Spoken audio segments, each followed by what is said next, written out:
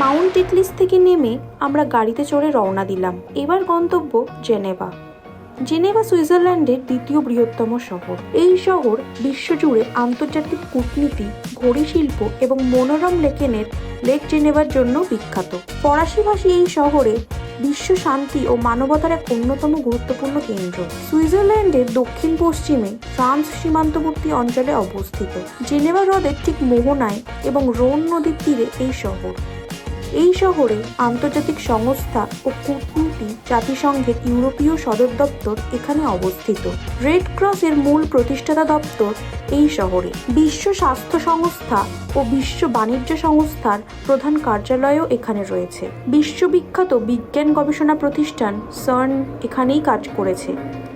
দর্শনীয় স্থানগুলোর মধ্যে জেদো হ্রদের বুকে 140 মিটার উঁচু ফোয়ারা শহরের প্রধান ল্যান্ডমার্ক। ওল্ড টাউন শত বছরের পুরনো পাথরে বাঁধানো রাস্তা এবং ঐতিহাসিক সেন্ট পিয়ের ক্যাথেড্রাল। পার্লে দে নাসিও জাতিসংঘের বিশাল এবং ঐতিহাসিক শান্তি কেন্দ্র। জেনেভায় রাত কাটিয়ে কাল আমরা রওনা দেব প্যারিস। সঙ্গে থাকতে ভুলবেন না।